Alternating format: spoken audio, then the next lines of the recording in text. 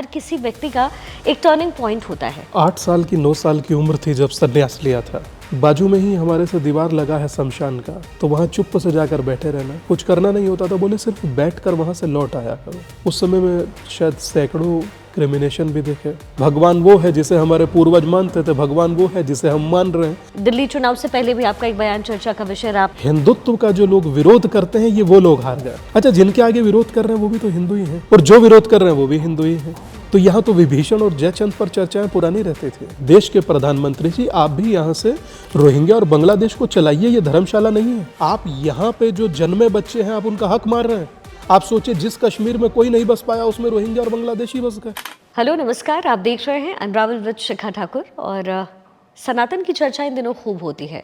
सनातन एक ऐसा धर्म जो आदि और अनंत काल से चलता आ रहा है, और जब भी सनातन का जिक्र होता है तो कहते हैं कि ये वो धर्म है जिसका जिक्र आज विश्व के पटल पर होता है। ये वो धर्म है जो हमेशा से जिसका जिक्र होता रहा। इसकी शुरुआत कहाँ से हुई है ये किसी को नहीं पता, इसीलिए कहते हैं कि सनातन धर्म इस दुनिया का, इस विश्व का सबसे पुराना धर्म है। और जब धर्म पर चर्चा होती है तो कई ऐसे धर्म गुरु हैं जो इसको लेकर के जो हमारे शास्त्रों में लिखा है उसका ज्ञान देते हैं। शास्त्रों के साथ साथ आज दुनिया में कैसे बदलाव आ रहा है, सनातन की व्याख्या कैसे हो रही है, इस पर भी हमारी चर्चा होती है। इस समय हमारे साथ एक बेहद खास मेहमान मौजूद हैं। स्वामी दीपांकर जी इस समय हमारे साथ मौजूद हैं। बहुत बहुत स्वागत है स्वामी जी आपका हमारे इस चैनल पर। नमस्कार शिखा जी। और स्वामी जी, जब भी सनातन का जिक्र होता है, संत समाज का जिक्र होता है, समाज सुधारकों का जिक्र होता है, तो आपका नाम सामने आता है। मैं सनातन पर चर्चा करूंगी, लेकिन उससे पहले मैं जानना ये चाहती हूँ कि हर किसी व्यक्ति का एक टर्निंग पॉइंट होता है। उसे लगता है कि नहीं, अब समाज से इतर होकर के काम करना होगा। आपकी ज़िंदगी में वो समय कब आया? 8 साल की 9 साल की उम्र थी जब संन्यास लिया था। बाबा से मिलने गए थे और माँ के साथ उनसे मिले, नमस्ते किया, प्रणाम किया, हाथ जोड़े। और वहाँ पर भगवती की सिद्ध पीठ है त्रिपुर माँ बाला सुंदरी जी। 10 महाविद्याओं में एक है षोडशी। षोडशी के बाल रूप को बाला सुंदरी कहा जाता। तो माँ दर्शन कराने वहाँ लेकर गई थी। वहाँ के बाद बाबा को माथा टेकने के लिए गए थे, वहाँ गए और वहीं के होकर रह गए। उन्होंने कहा कि मैं चाहता हूँ कि ये मेरे साथ ही रहे, अगर बिटिया कोई दिक्कत ना हो तो। माँ ने कहा कोई बात नहीं, ये रहे, आपत्ति नहीं है। बीच में आना जाना रहा। फिर एक समय बाद स्थिति ऐसी हुई कि परमानेंट बाबा के पास ही रहना प्रारंभ किया और फिर संन्यास लिया। संन्यास से पहले बाबा चाहते थे कि थोड़ी साधना कर लो, उसके बाद संन्यास लो। तो थोड़ा सा साधना किए उन्हीं के साथ रहकर, और फिर उसके बाद संन्यास लिया। प्रतिदिन महादेव की साधना करना, और बाजू में ही हमारे से दीवार लगा है शमशान का, तो वहाँ चुप से जाकर बैठे रहना, कुछ करना नहीं होता था। बोले सिर्फ बैठकर वहाँ से लौट आया करो। हमारा सिर्फ वहाँ पर 1 घंटा जाकर बैठने का ही ड्यूटी था। आंखों को बंद कर कर नहीं, खोल कर रखो और वहाँ सिर्फ बैठो। उसको महसूस करने का था, उसको कि आप उसको आभास कर सकें कि कैसा फील होता है जब आप वहाँ बैठते हैं। 1 साल तक नियमित वही बैठते थे, आते थे, 1 घंटा जाते थे, आते थे, जाते थे, आते थे, यही रहता था। उस समय में शायद सैकड़ों क्रिमिनेशन भी देखे। उस 1 साल की साधना के बाद जब बाबा से कहा कि अब आगे की यात्रा क्या, और हमने कहा जो ये 1 साल तक आना जाना रहा इसका अर्थ क्या, तो उन्होंने कहा कि अब किसी चीज के प्रति जीवन में आकर्षित तुम होने वाले नहीं हो। इतने लोगों को क्रिमिनेशन होते तुमने देख लिया, अंत में जाता कुछ भी नहीं है। ये गणित एकमात्र था जो समझना बहुत जरूरी है। तो वहीं ये समझा जा सकता है। तो मुझे लगा कि तुमको वो साधना बहुत जरूरी है, तो तुमने वही किया। और मुझे लगता है कि अब कम से कम आकर्षित जीवन में नहीं होंगे। तो उसके बाद फिर जीवन में आगे साधना का दौर शुरू हुआ, और हमारे जीवन का टर्निंग पॉइंट वही 11 साल का उम्र था। वहाँ से चीज़ें बदलती चली गई। फिर संन्यास, और संन्यास के बाद आगे का क्रम जो साधना का होता है। हमारी स्कूलिंग 8th तक हुआ। जब लगा कि अल्फा बीटा गामा थेल्टा काम नहीं आएगा, तो बाबा ने कहा आगे का अध्ययन मैं कराऊंगा। तो फिर बाबा ने ही आगे का अध्ययन कराया। उन्हीं से ही नीति शास्त्र या मनोविज्ञान उन्हीं से पढ़ा, जिसे हम लोग साइकोलॉजी भी कहते हैं। उन्हीं से ही अध्ययन किया। मगर हमें इस बात की खुशी है कि सच में स्कूलों में आज वो चीज़ नहीं पढ़ाई जाती। स्कूलों में ए फॉर एप्पल ही पढ़ाया जाता है, स्कूलों में ए फॉर अंगद नहीं पढ़ाया जाता, स्कूलों में बी फॉर बॉल ही पढ़ाया जाता है, बी फॉर भगवान नहीं पढ़ाया जाता जी। तो मुझे लगता है कि जो गुरु सिखा सकता है, मैं ये नहीं कह रहा कि अध्ययन वो ठीक नहीं, मगर वो एक बेसिक अध्ययन है। जब आप बी बोल की जगह भगवान पढ़ेंगे और जब आप भगवान पढ़ेंगे तो बच्चा पूछेगा ये क्या होता है, तो आप उसे बताएंगे कि ये होता है। जी जी जी। भगवान वो है जिसे हमारे पूर्वज मानते थे, भगवान वो है जिसे हम मान रहे हैं, भगवान वो है जिसे तुम सुबह में नमस्ते करते हो। कुछ लोग कहते हैं ना माई फ्रेंड गणेशा, जी। तो बोले कि वो मित्र भी हो जाता है, वो पिता भी हो जाता है। इसीलिए कहा था सर्वे भवन्तु सुखिना सर्वे सन्तु निरामया सर्वे भद्राणि पश्यन्तु माँ कस्य दुःख भाग् भवे। सभी का कल्याण करने वाला एकमात्र वही है, और वो हर सब कुछ है। मतलब वो मित्र भी है, भाई भी है। त्वमेव माता च पिता त्वमेव बंधु च सखा त्वमेव विद्या द्रविणम त्वमेव सर्वम मम देव देव। तो मैं समझता हूँ कि सब कुछ वही है और उसी से अध्ययन लेना है। स्वामी जी, मैं चूंकि आपने एक मनोस्थिति बताई, आप बहुत छोटे थे उस उम्र में, मैंने देखा है कि कई लोग जीवन पर्यंत अपनी चीज़ों में लगे रहते हैं, लेकिन एक वक्त आता है जब उनको लगता है कि नहीं, अब कुछ लाइफ में अलग करना है, और वो अध्यात्म की तरफ आकर्षित होते हैं। वो क्या स्थिति होती है किसी की भी? और आजकल मैं देख रही हूँ लोग मेडिटेशन के टुवर्ड्स बहुत ज़्यादा attracted, all of sudden this has changed in the world. तो क्या वो भावना होती होगी अंदर? देखिए, जब आपको समझ में आता है कि ये मटेरियलिस्टिक वर्ड है जी, और इस वर्ड से कहीं कुछ चीज़ कैरी तो नहीं की जा सकती। एक सन्यासी ने एक यात्रा के दौरान किसी क्षेत्र में प्रवेश किया तो वहाँ के नगर सेठ ने आकर कहा कि मेरे लायक आदेश जी, बताइए कि जो चाहिए सो। उन्होंने कहा कि मुझे आवश्यकता नहीं होगी तो मैं आपको बताऊंगा। अरे बताइए महाराज जी, बताइए, आदेश कीजिए। वो तब भी नहीं माने, उन्होंने कहा कि मैं बताऊंगा। जब तीसरी बार उन्होंने कहा तो उन्होंने निकाल कर अपने झोले से एक सिक्का पकड़ाया, बोले ये मुझे अगले जन्म में दे देना, सिर्फ इतना सा कर दो। रात भर उस सिक्के को लिए डोलता रहा। जैसे ही घर पहुंचा तो बीवी से चर्चा किया। बीवी ने कहा कि कोई माचिस का सीक नहीं ले जा सकता, आप कैसे ये सिक्का ले जाओगे? बोले ये हुआ क्यों? वो क्रोधित होकर ये पकड़ाए क्यों? तो उसने फिर कहा कि बोले कि मैंने ही थोड़ा सा ज़्यादा कह दिया था। बोले हाँ, वहाँ भी अहंकार दिखाया होगा। तो मुझे लगता है कि जब इंसान ऐसी किसी सिचुएशन में आता और पता लगता है कि साथ कुछ नहीं जा सकता, तब उसको आध्यात्म की ओर एक अट्रैक्शन बढ़ता है। अच्छा, ये मात्र एक आम आदमी छोड़ दीजिए, क्वांटम की थ्योरी देने वाले नील्स बोर कहते हैं कभी जब कंफ्यूज होता हूं तो बोले I look to Upanishad. Atom bomb का जनक कहा जाने वाला ओपनहाइमर श्रीमद् भगवत गीता संस्कृत में पढ़ता और कहता है अपने चैप्टर में कि मैं मृत्यु हो चुका हूं। तो ये दुनिया मात्र वैसे ही नहीं चल रही, कुछ तो है जो इसको चला रहा है। जी। हमें लगता है कि आप इंटरव्यू करने आई हैं, आपको लगता है कि आप इंटरव्यू करने आई हैं, मगर मुझे लगता है आप आई नहीं हैं, आपको भेजा गया है, बुलाया गया है। कौन बुलाने वाला है, कौन भेजने वाला है, किसी को नहीं पता, पर हाँ, कोई तो साइकिल है जो निरंतर चल रहा है। एक शब्द है ना, चिट्ठी है ना तार है, मेला ये अपार है। तो ये चिट्ठी ना तार, सोचिए कि 100 आदमी को किसी को काट दे तो 80 आते हैं, 20 नहीं आते। और यहाँ किसी को एक चिट्ठी पत्री नहीं भेजा, 50 करोड़ लोग डुबकी लगा चुके हैं। ये है आध्यात्म। किसी को बुलाया नहीं जाता, स्वयं आता है, वो उसे लगता है, पर भेजा गया है ये कोई और करता है, कोई और करता है। लेकिन फिर स्वामी जी, उस पर इतनी राजनीति क्यों होती है? क्योंकि अब थोड़ा राजनीति के अगर टुवर्ड्स चले, क्योंकि आप हमेशा बहुत ही उन्मुक्त तरीके से बोलते रहे, वो सनातन को लेकर के हो। दिल्ली चुनाव से पहले भी आपका एक बयान चर्चा का विषय रहा, आपने कहा कि ये सनातनियों को एक साथ रहना चाहिए, अब जातियों में मत बंटिए।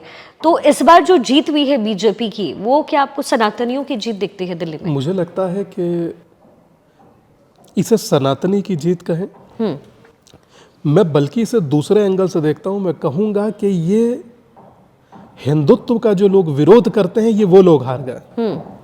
अच्छा, जिनके आगे विरोध कर रहे हैं वो भी तो हिंदू ही हैं, और जो विरोध कर रहे हैं वो भी हिंदू ही हैं। तो यहाँ तो विभीषण और जयचंद पर चर्चाएं पुरानी रहते थे, आज कोई नई चर्चा नहीं है। आप सोचिए कि इतना शानदार, अद्वितीय और भव्य कुंभ भरा, विपक्ष ने उसको कहीं ना कहीं निशाने पर रखा। तो मेरे से जब किसी ने पूछा कि आप इस विपक्ष पर कुछ कहना चाहेंगे, तो मैंने एक ही शब्द कहा कि विरोध करना उनकी राजनीति है और उसी में डुबकी लगाना उनका धर्म। सारे डुबकी लगाते मिलेंगे, और लगाई लोगों ने डुबकी, और आज भी डुबकी लगा रहे हैं। तो मैं उनके विरोध को बहुत ज़्यादा सारगर्भित और बहुत ज़्यादा पॉइंटेड नहीं मानता, क्योंकि वो विरोध उनकी राजनीति का हिस्सा है जी। और उसको स्वीकार कर कर उसी गंगा में डुबकी लगाना उनका धर्म है, जो वो उसका भी पालन कर रहे हैं। मुझे दुख और तकलीफ उन लोगों से ज़्यादा है जो सनातन में जन्मे, सनातन का खाते हैं, सनातन के देश में रहते हैं और फिर सनातन का ही विरोध करते हैं। आप देख रही हैं कि कैसे अमेरिका डिपोर्ट कर रहा है जो लोग इलीगल इमिग्रेंट वहाँ हैं। हिंदी में हम लोग उसको घुसपैठिया कह देते हैं। हमारे यहाँ 5 करोड़ से ज़्यादा हैं। मेरी प्रार्थना है आपके चैनल के माध्यम से, आपके पॉडकास्ट के माध्यम से, कि देश के प्रधानमंत्री जी आप भी यहाँ से रोहिंग्या और बांग्लादेश को चलाइए। ये धर्मशाला नहीं है।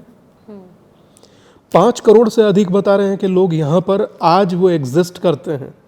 यहाँ का आधार कार्ड भी बनवा रहे हैं, यहाँ का पैन कार्ड भी बनवा रहे हैं, यहाँ का पासपोर्ट भी बनवा रहे हैं।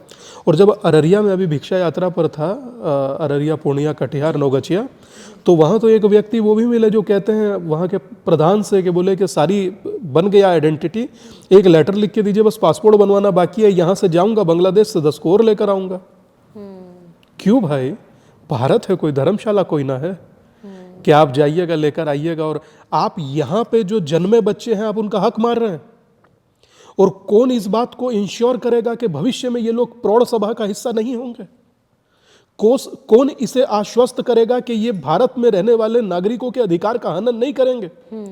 कौन इस बात को पुख्ता करेगा या कौन इस बात को अमली जामा पहनाएगा कि ये भविष्य में रहने वाले लोगों के धर्म में हस्तक्षेप नहीं करेंगे? ये तो कोई नहीं बोलता ना जी। आप वहां उनको बसा रहे हैं।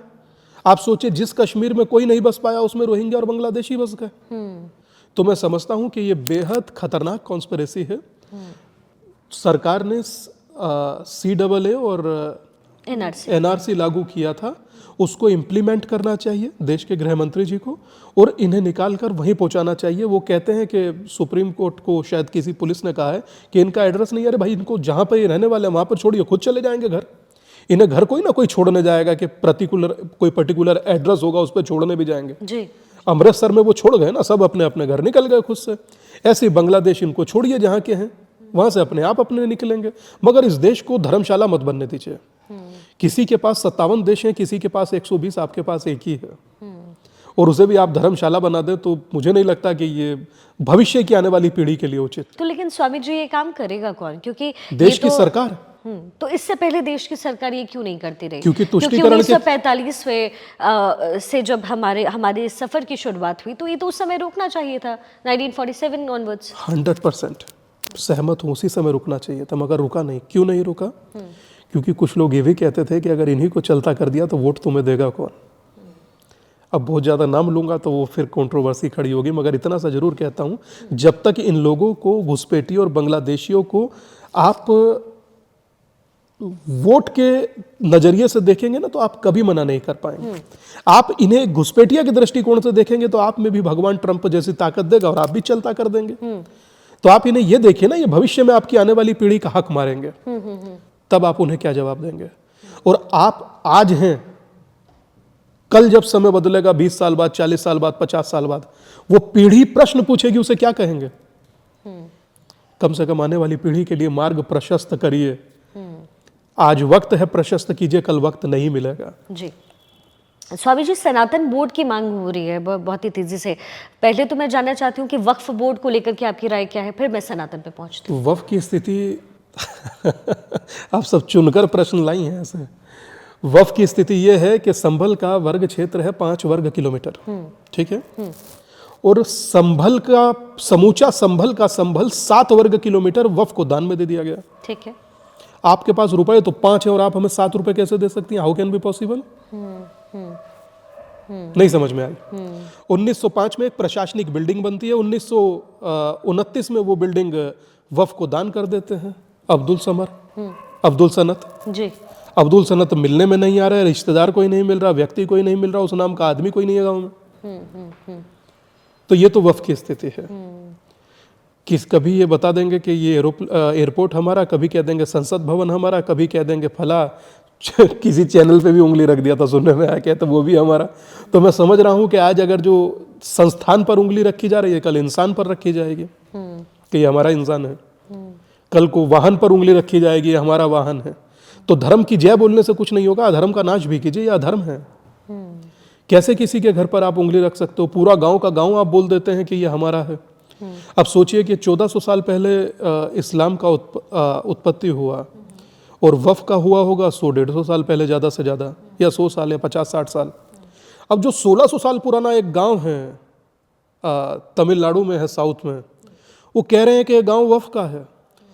पिता बेटी की शादी के लिए जब जमीन बेचने गया तो उसने कहा वफ़ से पहले नोटिस लेकर आइए, ये सारा गांव वफ़ का है। उस पिता की टीस महसूस कीजिए, तब ना बात बने। उसकी बेटी का विवाह हो कैसे, तब ना बात बने। पटना के अंदर 25 किलोमीटर दूर पटना से एक समूचा गांव का गांव वफ़ का हो जाता है, रात में नोटिस चिपक जाता है। एक घर नहीं होता और वो अब्दुल मोहम्मद का होता है, वो वफ़ का नहीं था। गजबे है, ऐसा हम जलवा कहीं नहीं देखे। नहीं तो फिर ये भारत में कैसे हो गया स्वामी जी? देश की सियासत, क्योंकि देश की सियासत, और उस पर जब वज्र हस्त रख देते हैं ना, तो फिर यही सब चीजें होती हैं। तो आप सोचिए, आपको लगता है कि इसे वोट बैंक की राजनीति के लिए हुआ? नहीं, ये मुझे लग रहा है कि ये उस समय को देखते हुए और आने वाले समय को नजर में रखते हुए इस प्रकार की स्थिति को बनाया गया कि एक समाज को प्लेसेस ऑफ वर्शिप एक्ट दिया गया कि आप सारी जिंदगी जैसे हो वैसे ही रहो, और एक को वक्फ बोर्ड दे दिया गया कि जिस पर हाथ रखो वो आपका हो जाए। संभव है? अच्छा खुद से सोचिए, संभव है ये सब चीजें कि किसी चीज पर हाथ रख दे वो हमारा हो जाए? मतलब हमें सबूत देना है कि ये मेरा, आपको देने की भी जरूरत नहीं है कि आपका। एक मध्य प्रदेश हाईकोर्ट के जज थे सिंह साहब, उन्होंने कहा एक ही बार पूरे भारत का क्यों नहीं निकाल देते हो नोटिस कि हमारा है? एक ही बार ना नोटिस निकाल दो। रोज रोज आज अग्रवाल का घर हमारा, कल गुप्ता जी का, कल पंडित जी का घर हमारा, कल ठाकुर साहब का घर हमारा। बचेगा क्या भैया देश में? सब कुछ ही तुम्हारा है, तो बाकी दुनिया पंजीरी बांट रही है। तो मैं समझता हूं कि ये उचित कतई ही नहीं है जो मनमानी इसमें बैठकर चल रही है कुछ लोगों द्वारा। अच्छा, कहा यह जाता था कि इसके पीछे का जो एक निचोड़ था कि ये गरीबों का भला करेगा, जो मुस्लिम में गरीब लोग हैं उनका भला करेगा। अब सुनने में आया उसी जमीन को लोगों ने होटल बना लिए। भला किसका हो रहा है? आनी चाहिए थी, कहीं लाख इनकम आ रही है, कहीं हजारों में। क्यों? तो इसका मतलब कहीं ना कहीं मिलावट है। इसलिए मुझे लगता है कि इस पर अंकुश बहुत जरूरी है। अच्छा, अब जरा सनातन बोर्ड को लेकर के, क्योंकि इसकी चर्चाएं हुई, मांग हुई, इस पे आपका क्या विचार है? क्या वाकई बनना चाहिए सनातन बोर्ड, या फिर भारत जहां पर हिंदुओं की संख्या है इतनी ज़्यादा, अल्पसंख्यक तो मुसलमान हैं या फिर क्रिश्चियंस हैं, उसमें सनातन बोर्ड की क्या वाकई आज के समय में ज़रूरत है? पहले मैं दुरुस्त करूंगा, वो अल्पसंख्यक नहीं है, सेकेंड लार्जेस्ट मेजोरिटी है। अल्पसंख्यक हैं जूइश। नहीं, मैं भारत की बात भारत की ही बता रहा हूँ। यहाँ अल्पसंख्यक हैं जैन समाज के लोग। यहाँ अल्पसंख्यक मुस्लिम नहीं है, तो सेकंड लार्जेस्ट मेजोरिटी है इंडिया में जी। जहाँ 9 राज्यों में हिंदू अल्पसंख्यक है, उसको आज तक अल्पसंख्यक का दर्जा नहीं मिला। ऐसे 9 राज्य हैं, पांडुचेरी, मणिपुर, नागालैंड, वहां आज तक हिंदू को अल्पसंख्यक का दर्जा नहीं मिला, तब कि मिलना चाहिए। अच्छा, फिर एक चीज और मुझे समझ में नहीं आई, अल्पसंख्यक की परिभाषा क्यों नहीं है इस देश में? संविधान इसको परिभाषित करे, बताएं संविधान में क्या परिभाषा है इसकी? आज तक अल्पसंख्यक की कोई परिभाषा नहीं है शिखा जी, और उसके बाद अल्पसंख्यक आयोग बन गया 1992 में। इससे बड़ा मजाक हम भारत में गजब देश में है, आप नहीं जानते। जिस देश को चाणक्य ने अपने रक्त से सींचा, जिस देश को महर्षि वाल्मीकि ने अपने ज्ञान से सींचा, जिस देश को महाराणा प्रताप से, शिवाजी से लेकर के बप्पा रावल तक लोगों ने अपने रक्त से सींचा, जिस देश को तुलसी के विचारों ने और संत रविदास जी के व्यवहारों ने अपने रक्त से सींचा, उस देश का कवाड़ा करने पर सिस्टम उतारू है। हेट स्पीच बोल दिया। क्या है हेट स्पीच की परिभाषा? हेट स्पीच की परिभाषा ही नहीं है, और उसके बाद हेट स्पीच पर चर्चा हो रही है। अल्पसंख्यक पर कोई परिभाषा नहीं है, अल्पसंख्यक पर चर्चा हो रही है। कोई तो परिभाषा बोलिए ना, गूंगा बहरा कोई तो बोले कि ये परिभाषा जी। कहीं कोई डिस्क्रिप्शन नहीं है। A little knowledge is a very dangerous thing. Yes. हम छोटे थे तो हमको जब साइकोलॉजी पढ़नी थी तो हमको बाबा ने कहा कि एक इटली के विचारक थे मैकियावेली, उन्हें पढ़िए। हमने पढ़ा तो उन्होंने एक थॉट लिखा था कि death will kill you later but your ignorance will kill you much before it. तो मौत जब मारेगी मारेगी, नासमझी पहले मार रही है, तो ये नासमझी ही है। हेट स्पीच की परिभाषा नहीं, कानून है। अल्पसंख्यक की परिभाषा नहीं, कानून है। और मंत्रालय है, गजबे तो ये है मंत्रालय है, मंत्रालय में मिनिस्टर है। इससे ज्यादा मैंने कहीं, मैं क्या कहूँ, मुझे कहूँ नहीं, लेकिन ये तो स्वामी जी उनके संरक्षण के लिए रखा गया ना, आप मंत्रालय कह रहे हैं या फिर तो अल्पसंख्यक है कौन, ये तो बताएं, डेफिनेशन तो दें। और अगर जो ये अल्पसंख्यक, तो फिर 9 राज्यों में हम कौन है? दीवाने भटकते रहेंगे, कौन पूछ रहा है? आज थोड़ा बहुत सम्मान सनातन को मिल रहा है, वरना तो 2014 से पहले माथे पे तिलक लगाना अपराध की श्रेणी में आता था, ऐसा मेरा दिल कहता है। क्योंकि लगाते थे तो लोग देखने का दृष्टिकोण डिफरेंट रखते थे, गुनाह समझते थे। आज भी कई लोगों को हिंदू अगर जो कह दें हम अपनी यात्रा में कि गर्व से कहो हम हिंदू हैं, कई लोगों को कष्ट होता है भाई, कई लोगों को कष्ट होता है। यात्रा से लोगों को कष्ट होने लगा, आप सबको क्यों कह रहे हैं कि आप हिंदू हो जाएं? अच्छा, हिंदू को यह कहूं कि आप अपने विवेक को जागृत करें और अपने स्वाभिमान को जिए, तो वो गुनाह है। मतलब अमेरिका में राष्ट्रपति पद की उम्मीदवार थी तुलसी गबार्ड, वो कह सकते हैं हम प्राउड हिंदू, तो कोई प्रॉब्लम नहीं। ऋषि सुनक आए और अक्षरधाम माथा टेके, वो कह सकते हैं हम प्राउड हिंदू, कोई प्रॉब्लम नहीं। स्वामी विवेकानंद ने उस समय में कहा था शिकागो में कि मुझे हिंदू होने पर गर्व है, तब कोई दिक्कत नहीं। अटल जी ने कविता लिख डाली कि हिंदू तन मन हिंदू जीवन, रग रग हिंदू मेरा परिचय, तब कोई दिक्कत नहीं। स्वामी दीपांकर खड़ा होकर के 50,000 लोगों के साथ कह रहा है कि गर्व से कहो हम हिंदू हैं और अपने हिंदू होने के स्वाभिमान को ना भूलो, ये प्रॉब्लम है। तो प्रॉब्लम कहाँ है, आप इसे महसूस कीजिए। प्रॉब्लम लोगों के यहाँ है। बांट दीजिए इस देश को जातियों में, मतों में, संप्रदायों में, और बांटा उन्होंने। और बांटने का कारण यह हुआ कि आज एक दूसरे के प्रति लोगों के मन में घृणा पैदा हो गई थी। वो तो अब जाकर के थोड़ी सी चेतना पुनः लौट रही है। और जातिगत जनगणना की बात करने वालों को सबको मेरा खुला इनविटेशन है कि गिनिए जाकर के कुंभ में करोड़ों लोग डुबकी लगा रहे हैं, कौन किस जाति का है जरा बताइए। एक नहीं बता पाएगा। सिर्फ चैंपियन मंच पर बोलता है और मंच से बोलकर एसपीजी की सुरक्षा में चला जाता है। बोलिए ना कि इसका ये जाति है, उसका वो जाति है, अगड़ा है या पिछड़ा है, तेली है या माली है, सुनार है या लोहार है, बताइए। एक नहीं बोलेगा। पर मुझे लगता है छोटे छोटे प्रयास बड़ा बदलाव लाते हैं। और आज हर सन्यासी को आवश्यकता है अपने मठ, अपने आश्रम से बाहर निकलकर जिस समाज से हम चलते हैं, जो समाज हमसे चलता है, आज उसके संरक्षण के लिए हर सन्यासी आश्रम से बाहर निकले। आप कश्मीर से गायब हो गए, आप हिंदू कुश से गायब हो गए, आप कांधार से गायब हो गए, आप पाकिस्तान से विलीन हो गए। केरला फाइल और कश्मीर फाइल जिन्हें झूठ लग रही थी, बांग्लादेश फाइल लाइव चल रही है। उसके बाद भी आपको कोई प्रमाण चाहिए? मनुष्य हो या देवता, अपने लिए नहीं अपने अस्तित्व के लिए तो खड़े हो भाई। लेकिन स्वामी जो ये तो जो तमाम पॉलिटिकल पार्टीज हैं, आपको ऐसा नहीं लगता है कि वो, हमने देखा है चाहे वो फिर बीजेपी हो, कांग्रेस हो, जेडीयू हो, आरजेडी हो, जब वोट बैंक की राजनीति होती है तो वो भी जो मुसलमानों की टोपी है वो पहनते हैं, वो भी टीका लगाते हैं। ऐसे शायद विरले ही कोई नेता होंगे जो ऐसा ना करते हो। तो ये तो अगर राजनीति के तहत हो रही है तो फिर कोई भी पॉलिटिकल पार्टी वो तो करेगा ही। देखिए, हमें ताल्लुक नहीं, हमारे मुख्यमंत्री तो ऐसे ही हैं। और मैं अपने मुख्यमंत्री की बात कर रहा हूँ और मैं उत्तर प्रदेश से आता हूँ। कोई बताए कि कभी टोपी लगाया हो या चद्दर ओढ़ा हो जी, इसलिए मैंने विरले ही कहा कि शायद ही कोई ऐसे हो। और वो है, और वो है, इसमें कोई दो मत नहीं। और हमें प्राउड है अपने सीएम पर, हमें प्राउड है। और हमें लगता है कि हमसे हमारे धर्म का, हमारी संस्कृति का, हमारे समाज का विरोध कर आप राजनीति तो नहीं कर पाइएगा। अब भविष्य में ये तय मानिए। अब आपको अपनी राजनीति की दिशा और दशा बदलनी होगी। आप किसी का तुष्टीकरण करें, करिए, हमें आपत्ति नहीं है, पहले भी करते आए हैं, मगर हमारा विरोध नहीं करेंगे। हमारे धर्म को डेंगू नहीं बताएंगे, हमारे धर्म को मलेरिया नहीं बताएंगे, एड्स नहीं बताएंगे, हमारे धर्म को समाप्त कर देंगे, समूल नष्ट कर देंगे, ये आप नहीं कहेंगे। और अगर जो आप ये कहेंगे तो आप हम ही से वोट चाहेंगे। How can be possible? तो फिर सनातन बोर्ड को लेकर के आपका क्या ख्याल है? सनातन बोर्ड को देखिए, मैं समझता हूं कि तमिलनाडु का एक मंदिर है जी, ठीक। उस मंदिर में सरकार ने 2,500 किलो सोना लेने के लिए कहा।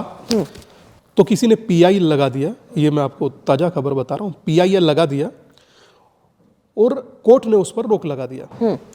तो उसके हलफनामे में पुनः सरकार ने लिखा, एक हलफनामा दिया कि 5 लाख किलो तो सोना अब तक हम ले चुके हैं, तब तो कोई दिक्कत नहीं थी। 2,500 किलो सोना मांग रहे हैं तो दिक्कत हो रही है। अब सोचिए 5 लाख किलो सोना ले चुके हैं। अब सोचिए कि अगर जो 50-50 ग्राम 5 लाख किलो में से बांटा जाए तो 50 लाख लोग वापस आ जाए, और वो ले चुके हैं, इतना कह रहे हैं। वो इतना सोना ले चुके हैं। और 2,500 किलो पर आप सोचिए, एक मंदिर से इतना है तो तमिलनाडु के अनेक मंदिरों में क्या, साउथ के अनेक मंदिरों में क्या, भारत के अनेक मंदिरों में क्या, और हमारा ही मंदिर क्यों? आप अन्य कहीं से ले सकते हैं, आप उंगली भी नहीं रख सकते। मैं समझता हूं कि फ्री हिंदू टेम्पल्स, हमारे मंदिरों को मुक्त करिए आप, और अगर जो आप नहीं कर सकते तो आप हमसे ले कैसे सकते हैं? मतलब मंदिरों से जहां पूजा पाठ होता है, भंडारा चलता है, धर्म 12 करोड़ लोगों को रोज भोजन कराता है शिखा जी, एवरीडे। और जो भारत का हिंगर इंडेक्स देखते हैं, कुंभ में देखिए ना कि कौन बैठकर बाजू में खा रहा है और कोई भूखा नहीं मर रहा जी, किसी की जाति नहीं पूछी जा रही। आप सोचिए ना कि किसी की जाति पूछकर कोई नहीं खिला रहा, और सब बैठकर खा रहे हैं, मस्त खा रहे हैं। गंगा में बाजू में कौन नहा रहा है कोई नहीं पूछ रहा, प्लेन में बाजू में आपके कौन बैठा है कोई नहीं पूछ रहा, ट्रेन में कौन बैठा है कोई नहीं पूछ रहा, कौन भेलपूरी बना रहा है कोई नहीं पूछ रहा, कौन माला बेच रहा है कोई नहीं पूछ रहा। जाहिर है। तो जब कोई मतभेद है ही नहीं, तो मैं समझता हूं कि संत रविदास जी की वो बात हमें समझनी चाहिए कि जहां सब समरसता से रहें, समान रहें, वहां संत रविदास प्रसन्न रहते हैं। जी, तो ये उनकी प्रसन्नता के लिए तो कम से कम करिए। लेकिन स्वामी जी, मेरा सवाल इसीलिए मैं आपको बार बार जाति जनगणना का मुद्दा उठाऊं, शायद इसलिए भी ये बहुत महत्वपूर्ण टॉपिक है, लेकिन मैं जहां तक समझती हूँ, और खास तौर पे बिहार में अब चुनाव होने वाले हैं, जाति आधारित राजनीति ही वहां पर होती रही है, वहीं पर नहीं पूरे भारत में होती रही है। तो इससे हमारे समाज को हम अलग कैसे कर पाएंगे? अब योगी जी ने कहा कि बटेंगे तो कटेंगे, ये बोला उन्होंने, उसके बाद फिर हमने देखा चुनावी नतीजे बड़े जो है बढ़िया आए, बीजेपी के फेवर में आते हुए नजर आए, लेकिन जाति आधारित राजनीति तो होती रही है ना। देखिए, आप इसे किसी राजनीति के पक्ष में आप देखिए, आप एक पत्रकार के हैसियत से देख सकती हैं। मैं एक साधु हूं, मैं उस हैसियत से कभी नहीं देखूंगा। मेरे लिए समाज एक संगठित होना चाहिए, एक होना चाहिए। मैं चुनौती से कहता हूं, आपके कैमरे पर बोल रहा हूं कि कोई एक धर्म ग्रंथ दिखाइए जिसमें जाति का जिक्र हो, कोई सिंगल धर्म ग्रंथ। 1931 British census commissioner Herbert Risley वो कहते हैं कि जिसका माथा ऐसा वो उच्च जाति, जिसकी आंख ऐसी वो उच्च जाति, जिसके कंधे ऐसे वो निम्न जाति, जिसके पांव ऐसे वो निम्न जाति। पूरी दुनिया ने उसको गार्बेज में डाल दिया। कभी किसी एक व्यक्ति ने कहा तेली ऊंचा या माली, लोहार ऊंचा या सुनार, किसी आज तक किसी ने नहीं कहा। तो क्यों बटे हम लोग जातियों में? श्रीमद् भगवद गीता अध्याय नंबर 4 श्लोक नंबर 13 पन्ना नंबर 176 स्पष्ट कहता है, चातुर्वर्ण मया सृष्टम गुण कर्म विभाग्यश। गुण और कर्म के आधार पर बांटा, जाति के आधार पर नहीं। मैं योगेश्वर की मानूं या इनकी मानूं, मैं राम की मानूं या इनकी मानूं। राम ना लेकर चले आदिवासी, बनवासी, गिरवासी, मल्लाह, सबको साथ लेकर। मैं क्यों छोड़ूं अपने किसी समाज के व्यक्ति को, और मैं क्यों उसको जाति में बांटूं, ऊंच और नीच में बांटूं, तेरा और मेरा में, छोटे और बड़े में? कुछ नहीं। हिंदू मतलब हिंदू, बात खत्म, इससे ज्यादा कुछ नहीं। जातियों में बंटना बंद आज नहीं कल होगा। आज मुझे 800 दिन हो गए यात्रा करते हुए, कल मेरे जैसे सन्यासी युवा और उठेंगे और यात्रा करेंगे, और यात्रा कर कर समाज को जोड़ेंगे। और आज नहीं तो कल जोड़ना ही होगा, कोई विकल्प नहीं है। जब 2 साल पहले यात्रा करी थी, किसी ने, लोग कह रहे थे कि पागल है, आश्रम से उठकर चल दिया। आज सुन रहे हैं ना कि बटेंगे तो कटेंगे। आज सुन रहे हैं ना एक है तो सेफ है। आज सुन रहे हैं ना कि संघ प्रमुख कह रहे हैं कि हिंदुओं का संगठित होना ही भविष्य की हर चुनौती के लिए सामना करना है। मैं तो समझता हूं कि अगर आप गणित में 1 और 1 को 2 कर दें तो वो मैथ हो जाता है, गणित हो जाता है। संगठन में 1 और 1 को 2 कर दें तो वो संगठन बन जाता है। 1 के सामने 1 को खड़ा कर दें तो वो राजनीति हो जाती है।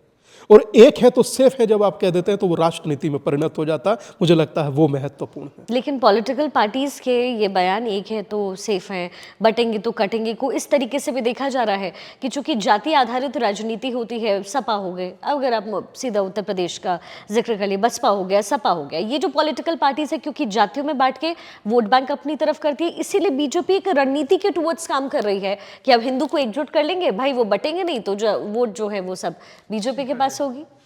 बीजेपी करे वो बीजेपी जाने, सपा करे वो सपा जाने। मेरा काम जोड़ने का है। कभी जब इतिहास लिखा जाएगा तो होगा कि किसी एक सन्यासी ने 85 लाख से ज़्यादा लोगों को एकीकरण का संकल्प दिलाया था। एक सन्यासी ने 6 राज्यों की यात्रा किया था, किसी से चवन्नी नहीं लिया था और 85 लाख से ज़्यादा लोगों को जोड़ा था। कहीं तो कोई लिखता होगा महादेव, कहीं तो कुछ कागज होगा। तो हमारा नाम जोड़ने वालों में आएगा, राजनीति के तहत तोड़ने वालों में नहीं। सनातन धर्म स्वामी जी क्या ये बताता है, या कहीं क्या, मैं तो आपसे पूछ जानना भी चाहती हूँ कि वो मुसलमान हो, चाहे क्रिश्चियन हो, चाहे जूइस हो, कोई भी हो, कोई भी धर्म हो, वो हमसे अलग है, या सनातन तो कहता है कि साथ चलिए? नहीं, ऐसा नहीं है। और कौन साथ चल रहा है? साथ चलता तो कोई रोटी थूक कर तो खिलाता। सनातन क्या कहता है? नहीं, कोई साथ चलता तो रोटी थूक कर खिलाता, जूस में कुछ मिलाता, चाय में थूकता। ऐसे साथ लेकर चलोगे? आप अकेले निकल लीजिए, हम अपने आप आ जाएंगे। अगर इसे साथ चलना कहते हैं तो हमें नहीं लगता इसे साथ चलना कहते हैं। और किसी एक व्यक्ति, सिंगल व्यक्ति ने विरोध नहीं किया कि वो गलत कर रहा। छोटी सी समस्या पर तो आप नारे लगाने लगते हैं, 1-1 लाख की संख्या में खड़े होकर बाहर। हजारों लोगों को थूक कर चीज पिला दिया गया, आप एक आदमी बाहर निकल कर खड़ा नहीं। टीवी पर हमने निंदा किया है सर, टीवी पे निंदा होता है? टीवी पे इंसान शर्मिंदा होता है, निंदा नहीं होता। बाहर निकल कर आओ ना 20-50 हजार लोग और बोलो कि हमारे भाइयों के साथ आपने क्या किया। अगर जो साथ लेकर चलना था तो कश्मीर में क्यों नरसंहार हुआ? साथ लेकर चलना था तो बांग्लादेश में आज भी क्यों अल्पसंख्यकों को, हिंदुओं को मारा जा रहा है? साथ चलना था तो हिंदू कुश में क्यों समाप्त हुए? इनके कोई उत्तर हैं? किसी एक व्यक्ति ने, आपने कभी देखा अपनी पत्रकारिता के पूरे कैरियर में कि कश्मीर को लेकर किसी ने आंदोलन किया है? मुस्लिम समाज के किसी एक व्यक्ति ने? अगर आपके संज्ञान में हो तो प्लीज आप हमें बताइएगा, मेरे संज्ञान में नहीं है। कैसे साथ चलूं?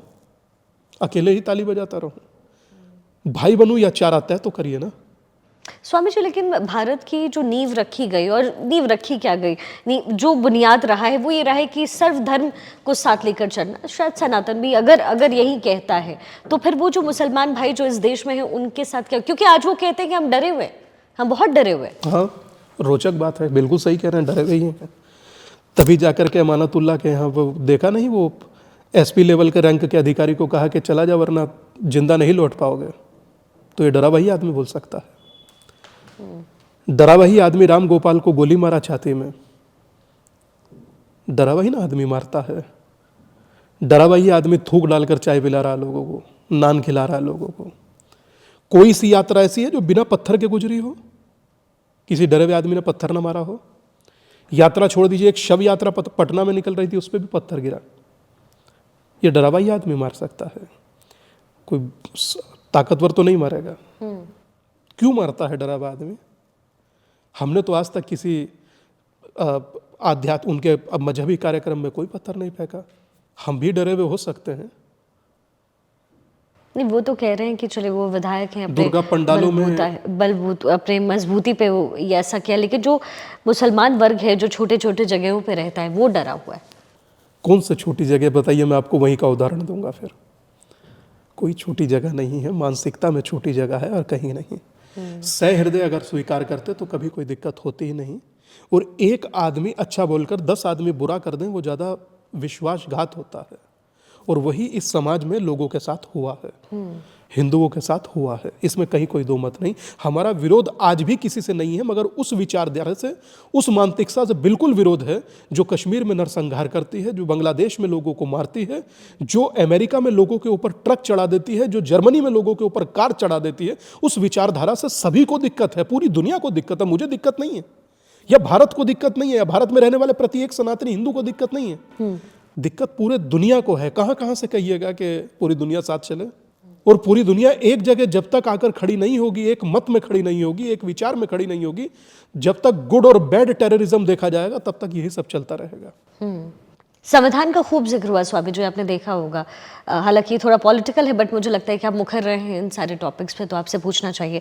संविधान को चेंज करने की बात कही गई, कांग्रेस ने कहा कि बीजेपी संविधान बदल देगी, बीजेपी लौटेगी तो ये कर देगी, वो जो तमाम तरह की जो बातें हैं वो उनकी तरफ से की गई। क्या आपको लगता है वाकई इस समय बीजेपी एक ऐसी पॉलिटिकल पार्टी है जो सनातन को सर्वोपरि रख रही है, राजनीति पीछे है?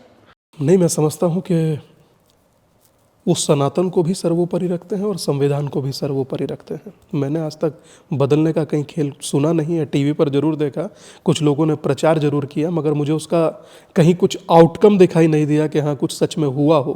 हाँ, इतना जरूर हुआ है कि प्रियम्बल में किसने चेंज किया था, धर्म निरपेक्ष किसने बनाया था पंथ निरपेक्ष। कितनी बार प्रियम्बल में चेंज हुआ, किसने किया, ये सबको पता है। तो मैं नहीं समझता कि अनावश्यक कोई बात किसी के प्रति कही जाए, पर इतना सा जरूर कहूँगा कि अब समाज समझता है, सोशल मीडिया प्रबल है, हर चीज़ हर किसी को क्षण भर में पहुँच जाती है, मिल जाती है जी। उसी सोशल मीडिया पर। मैंने समाज के संगठित होने के कार्य भी किए, तो लोगों ने उसी सोशल मीडिया पर माता पिता जैसे पवित्र रिश्ते को कलंकित करने का भी काम किया। ये तो अग्नि है एक सोशल मीडिया। आप इस पर रोटी बनाना चाहे रोटी बनाइए, हाथ जलाना चाहे हाथ जलाइए, ये तो तय आप करिए आप क्या करना चाहते हैं। मगर मुझे लगता है इस देश में एक सेंसरशिप ऐसी भी होनी चाहिए जो सोशल मीडिया को भी कहीं ना कहीं अंकुश लगाए, क्योंकि सोशल मीडिया पर आज जो होने लगा है फूहड़पन, वो बहुत खतरनाक है। लेकिन उसमें तो स्वामी जी, अगर ये आप इंडियाज गॉट टैलेंट की बात करें, रणबीर अलाहाबादिया का वो जो बयान है बड़ा वायरल हुआ, वो तो अपने आप को बहुत बड़े सनातनी कहते हैं। मेडिटेशन हो, मैं नाम नहीं लेना चाहता, जो भी हो, नाम लेकर इनको 4-5 व्यूज ही बढ़े मैं नहीं चाहता, मगर जिस माँ से जन्मे उसी रिश्ते को कलंकित किए, मुझे इस बात का दुख है।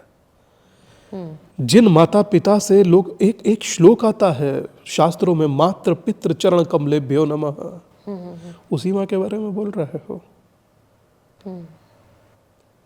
पानी बचा हो कहीं तो डूब डाब मरे, बस यही है, बाकी तो कुछ नहीं।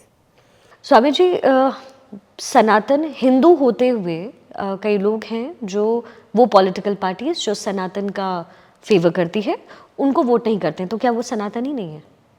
नहीं समझे आप, एक बार दोबारा जो बताइए। पॉलिटिकल पार्टीज जैसे कि हिंदू बहुत सारे ऐसे हैं जो सनातनी हैं, लेकिन उन पॉलिटिकल पार्टीज का समर्थन नहीं करते जो सनातन के गुण गाते हैं, तो क्या वो लोग सनातनी नहीं है? बिल्कुल सनातनी है। मैं ये कह रहा हूं कि आप किसी दल में रहिए हिंदू होकर ना, किसी दल में रहिए। जब राम इज नॉट एग्जिस्ट का हलफनामा हो तो आप खुद खड़े होकर बोलिए कि मीडिया बाद में शाम में जो डिबेट करेगा, मैं आज आपकी मुखालफत करता हूं, तब आप हिंदू हैं। तो वो क्यों नहीं करते मुखालफत? इसलिए नहीं करते क्योंकि शायद हो सकता है क्षणिक लाभ के लिए प्रतीक्षा कर रहे हो कि 15 साल हाथ जोड़कर गुलामी किया है, अगर जो आज भी विरोध कर दिए तो पता चला कल जो मिल रहा है आज भी नहीं मिलेगा। लेकिन वो तो कहते हैं कि हमारा देश ये सिखाता है कि हमको साथ चलना है। ये जो हिंदू मुसलमान की जो राजनीति करते हैं, ये वही संत समाज के लोग हैं, सनातन धर्म को जो आगे झंडा लेके चलते हैं वो लोग हैं जो हमें बांटना चाहते हैं। अच्छा, ये रोचक शब्द है। ये कौन कहते हैं, हमारी समझ से बाहर है। मगर इतना सा जरूर कहूँगा कि जो सनातन की बात करेगा वही देश पर राज करेगा। ये बहुत सीधा स्पष्ट है। आप अपना जीवन बहुत अच्छे से जिए, हमारी तरफ से अनंत शुभकामनाएं, मगर आप धर्म का विरोध करेंगे, सनातन का विरोध करेंगे और सिर्फ सनातन का ही सिलेक्टिव विरोध करेंगे तो आपको सुनना पड़ेगा।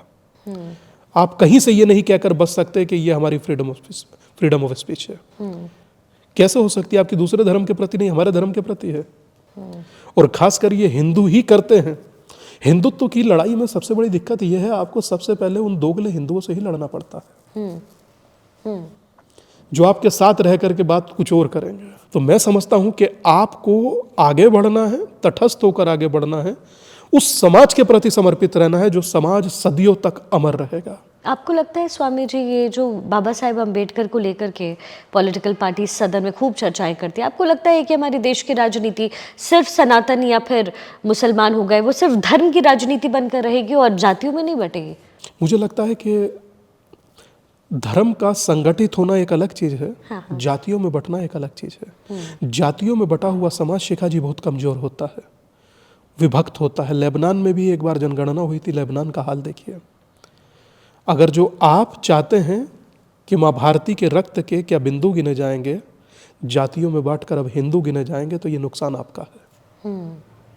और आप ये मात्र हिंदुओं के साथ ही कर सकते हैं। आप बताइए ना, कितने सिया, कितने सुन्नी, कितने बरेलवी, कितने देवबंदी, कितने अहले हदीस, कितने कमरिया, कितने घोसी, कितने ज्ञाना, बताइए कितने? एक नहीं बता पाएंगे। आप बताएंगे जाट इतने, गुजर इतने, ठाकुर इतने, यादव इतने, ब्राह्मण इतने, पंडित इतने। क्यों भाई? हम ही एकमात्र मिले हैं बांटने को, हमें भी एक रहने दो। मैं समझता हूं कि बांटिए मत, बांटना गुनाह है। जोड़ नहीं सकते तो तोड़िए मत। लेकिन बांटा तो सनातनियों नहीं है, हिंदुओं ने ही तो बांटा। बांटा राजनेताओं ने है, हिंदुओं ने नहीं। राजनेता राजनेता होता है। आप सोचिए कि एक हैदराबाद से व्यक्ति उठकर खड़ा होकर कहता है कि इस्लाम के लिए एक हो जाइए, तो वो दिक्कत नहीं। आप इंडिया से फिलिस्तीन तक सबको एक करें, दिक्कत नहीं। हिंदुस्तान में एक हो जाए तो दिक्कत है। एक होगा तो अपने के काम ही ना आएगा। लेकिन स्वामी जी, ये तो संत समाज की भी जिम्मेदारी बनती है, उन्हें क्योंकि अपनी हमने देखा है कि आप जिम्मेदारी लोग जो संत समाज है वो पॉलिटिकली भी इन होते हैं आज की डेट में, तो क्यों नहीं? मुझे लगता है कि अगर पॉलिटिकली कुछ करना चाहते तो उन्हें करना चाहिए। अगर संत समाज पॉलिटिकली कुछ करना चाहता है तो करना चाहिए, क्यों नहीं करना चाहिए? रामायण में आपने देखा नहीं कि सन्यासी से श्रेष्ठ राजा नहीं हो सकता, और आज एक सन्यासी उत्तर प्रदेश को चला रहा है। हमारे लिए से ज्यादा प्राउड क्या होगा? हमारे लिए से ज्यादा प्राइड क्या होगा? तो हम खुश हैं एकदम।